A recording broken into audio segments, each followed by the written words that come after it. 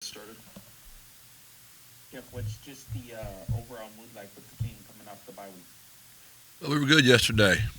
Uh, Kids are all here and ready to roll, and got a couple of days to get away from here, so they're fresh and excited to be back. What's your overall health situation? Any of the guys that were banged up that could come back? Any optimism that we'll see them this week? Well, there's 18, that missed the Memphis game, but 12 of those are for the year, so those are out obviously. But of the six that could possibly be back, I'd say there's a chance, three or four of them will be back out there. Greg. Jeff, does having an open week before a Friday kickoff allow you guys to stay on a more normal game week routine, or is it still kind of adjusted? It's still adjusted just because, the especially having the bye week before is a little different. So we went ahead and practiced last night and made that like our Tuesday practice, and then we gave them off today for their academic day, and then tomorrow will be Wednesday for us, and so on throughout the week. What's been your impression of the way Chandler Morris has played so far this year for North Texas?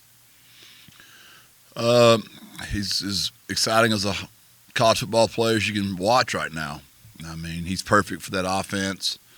I've known Chandler since he's a little kid, and we were his first offer when we were at Arkansas, and he's at Highland Park with Randy Allen and doing some amazing things there. And he's still that same kid. He's just a older version of that. He can make plays with his feet. He throws the ball in every arm angle. He's a competitor. He's a coach's kid. Eric has done a fantastic job coaching him, and Chandler's a really good football player. We've talked a couple times this season about your guys' effort to defend the big play passing and some of the struggles there at times. Is there anything that will be particularly in focus to do well in that regard in this matchup with how much they throw it? Yeah, their vertical passing game's as good as we've seen, and their screen game's as good as we've seen. And, Eric played in that system at Texas Tech, and he did a great job at UIW, and he's doing a great job at North Texas now, and Chandler's perfect for that system.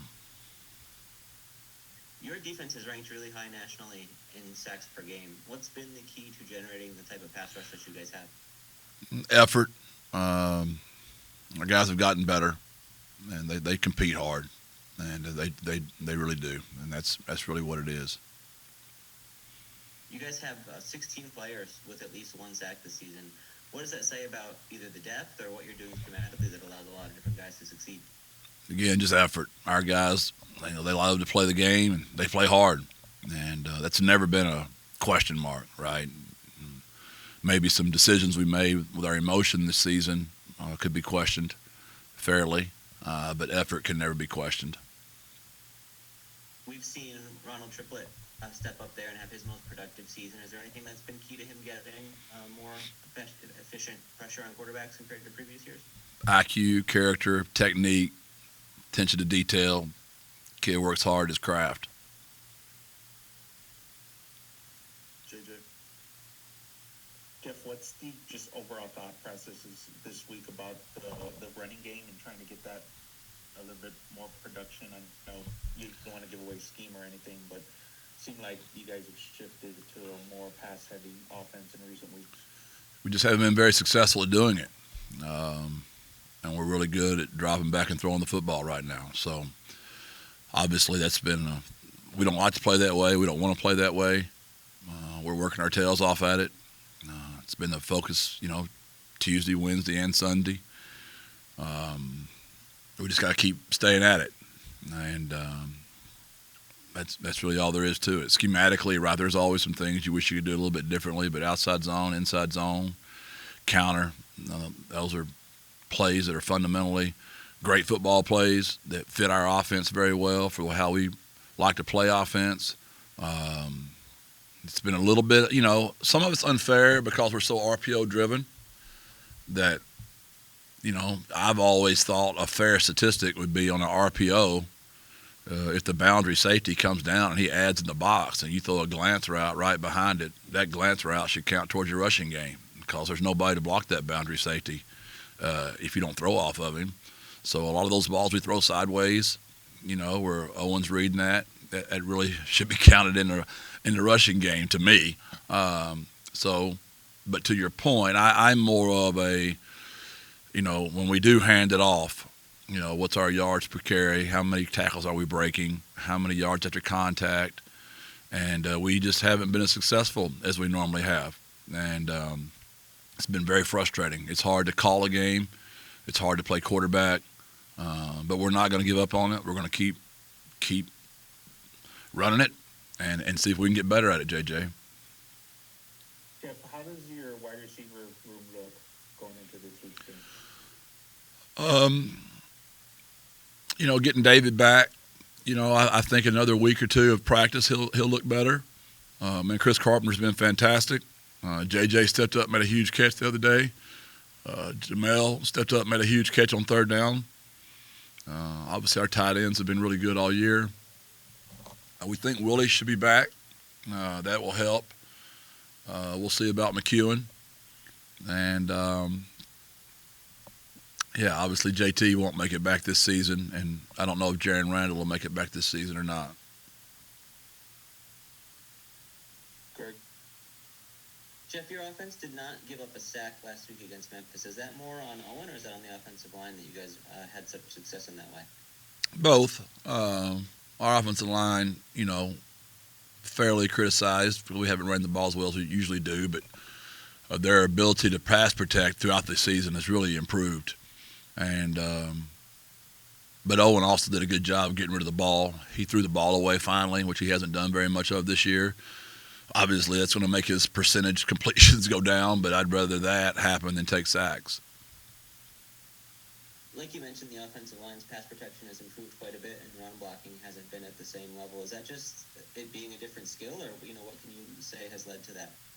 Yeah, I mean, there's if you got technique and you understand where the launch point is, you can figure that stuff out pretty good. Running game, it still takes girth, mass, power, and the running back's got to hit it correctly. There's a lot more to it.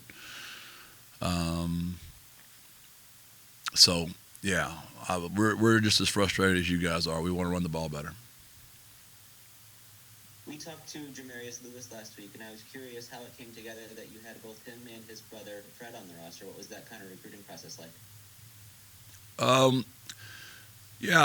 They're really close. They're Jamarius let us know when we were recruiting him that Fred would be huge in this factor as well. So we got to know Fred, and we really like Fred, and they're both really good boys, and two Mississippi kids that have fit really right in with our culture immediately. I think their mom wanted them to stay closer to home in Mississippi, but Jamarius and Fred just both felt like the culture here was where they wanted to fit in, and we're really glad we got both those young men. I know the safeties handle a lot of the communication back there. How much of a challenge has it been for Jamarius to kind of step into that after not playing much, and how has he handled that responsibility so far? Yeah, that was tough on him. Just not the decisions, just the confidence to make the call, being a new guy and being the quarterback back there. JJ? Jeff, what do you think about the job Eric has done at North Texas so far? He's always done a great job. I'm a huge fan of Eric. As a high school player, I was a fan of him. He was an unbelievable basketball, football player, played for his dad, went to Texas Tech, had a great career, and he helped me a lot when I got the job here at UTSA, and he's at UIW, just making sure and let me know about the city. And anytime I had a question about San Antonio, he'd always take my call and just give me advice, and a lot of respect for him. I'm a good friend. Are you surprised with some of the success he's had this season, considering all the changes they've had to make? Come on, JJ. They're North Texas. They've been good for a long time. But he's a really good coach. But that's a really good job in a great area, and they've been good for a while. So when Eric got that job, I knew it was just a matter of time, and he would get those guys going. So, no, it doesn't surprise me at all. Got to get a really good coach and a really good job, and he's done a fantastic job. I think you guys are 2-point underdogs. I know you don't pay attention to that, so I wanted to bring it up. Does that surprise you being that you're at home and you guys are coming off a big win? JJ, it's kind of like my weekly weather report. You give me the weekly point spread. I'm probably not supposed to comment on it. There's probably some kind of NCAA rule against me even commenting against it. So I don't even look at it. Sounds great though. Let's get the bulletin board hype machine going, JJ. The Roadrunners are a home dog again. My last question today: what is I guess this is a big rivalry game with the fan base. I know that's something you guys don't pay too much of attention to that, but is there any extra juice this week because of that? We always want to play well for our fans. I mean, if it's a big deal for our fans, it's a big deal for us. So you're right. We do our best to stay off of social media as much as possible. But it's more for us of Texas schools playing each other and the recruiting battles. The players. We all know each other. We've all crossed paths. A lot of respect for each other's programs. But there's always a competitive part of that where you want to do well for your fan base, for your players, for your city, and all that stuff, which makes it more fun. Good. Jeff, along those lines, what do you expect for the fan support this week? Obviously, it's a big game and a rivalry game, but the Friday night kickoff you talked about is a little bit less than ideal. Yeah, even when we were just rolling, winning 10 and 11, games or 9, whatever that might look like, 12, we struggle for a Friday night attendance. Those loyal 20,000 that are always there, they'll be there. Those are the same ones that never miss. So I know they'll be there. But Friday night's tough in Texas, especially with the playoffs starting. All of our kids, I don't like playing on Friday nights. It's almost sacrilegious to me because it's made for Texas high school football. So we're going to wear their high school colors Friday night for our walk as we come into the stadium, just as a shout out back to our high schools and to make sure those guys know we're thinking about them and wish we were playing on Saturday. But we'll be on ESPN national TV Friday night, so I'm sure that's one of those kind of deals that, the higher ups just thought that was more important. Anything else for Coach Traylor this morning? All right, thanks everyone. Thank you. God bless. Birds up.